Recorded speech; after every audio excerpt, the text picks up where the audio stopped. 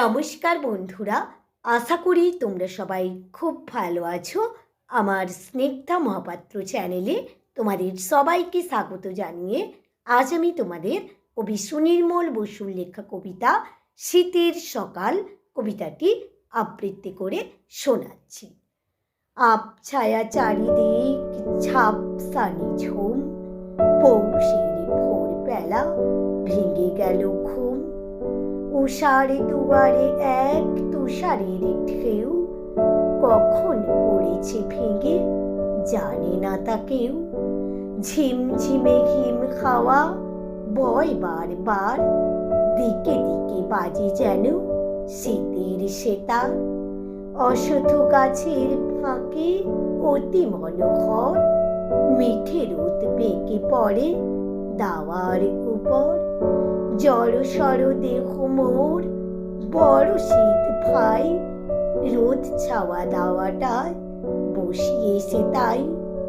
দূরে দেখি ফাঁকা মাঠে আলো ঝলমল, শালিকের ঝাঁক সেথা করে কোলাহল।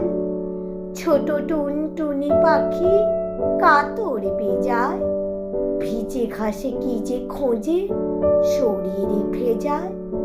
কে ডাকে করুণ সুরে শুনিস না তুই, খাবার খুঁজিয়া ফেরে চপল চড়ুই।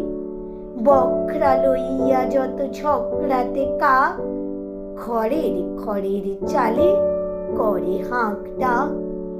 আমাদের ছোট দিঘি ওই দেখা যায়, চিকচিক করে জল রোদের আভায়।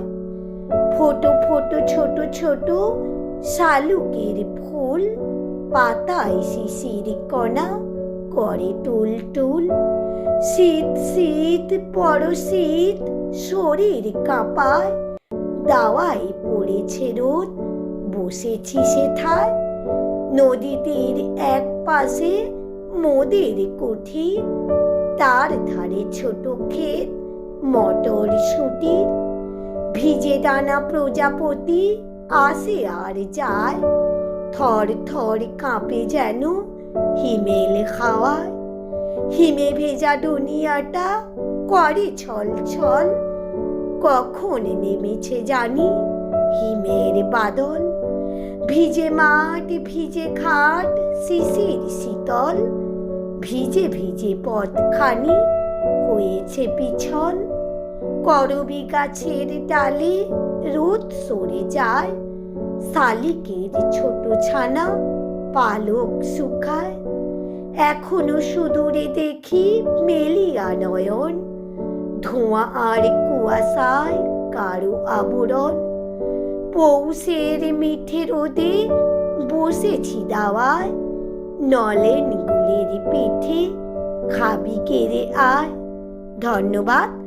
এখানে কবিতাটি শেষ করলাম। যদি আমার কবিতাটি ভালো লেগে থাকে আমার চ্যানেলটি লাইক, কমেন্ট ও সাবস্ক্রাইব করে আমার পাশে থেকো।